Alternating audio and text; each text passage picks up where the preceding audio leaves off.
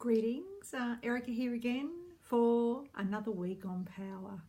Okay, what are we covering this week? Well, we're cycling back to feminism this week and feminist ideas of power and pedagogy. It's a nice idea in terms of education to revisit what we've already learnt, but to look at something from a different perspective. So to pick up something you've already explored and think about it from another angle, deepening our understanding.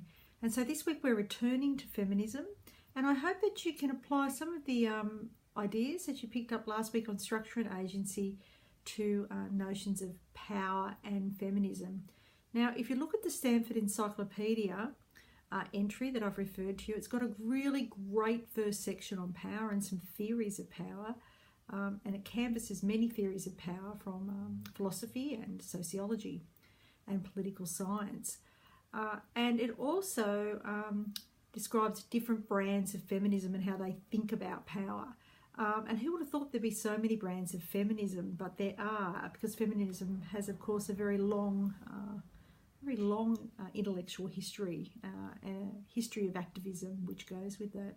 So, as you read through the Stanford entry, really take notes about different ideas about power and ask yourself, are these ideas about power do they talk about social structure?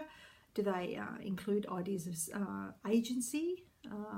And are there any brands of feminism or different types of feminism which really don't use the idea of structure and agency but replace it with other ideas? I've put a meme up this week. Well, it's a quote from Audre Lorde, who was a black African-American feminist and activist and a radical thinker, but somebody who really thought about strength from difference. So how to gain strength from social difference and how women can do that. Not only women, but people who are outsiders generally in society can use what is often used against them, can reclaim that and can become powerful through it. And, you know, I really want you to think about in educational situations, if you've ever seen people who are outsiders in that situation, how, you know, if there's ever been a context or something in which they've reclaimed power to make themselves powerful in schooling or in university or in informal educational contexts. And, you know, that often happens when we have social movements which reclaim difference, rewrite difference as something positive, and think about empowering people around that. So I hope you enjoy cycling back to feminism. We're going to cycle back now with our theories of power, back to our weeks on pedagogy to deepen our understanding. And I really look forward to reading your weekly posts, which are really brilliant. I mean, I can see that many of you are picking up concepts and theoretical ideas and thinking, well, you know, how does that apply to me?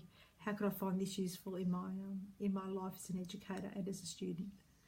Okay, good luck for this week. Remember, if you've got any questions, put them on discussion board. I love to see all the things that you're sharing and the conversations we're having.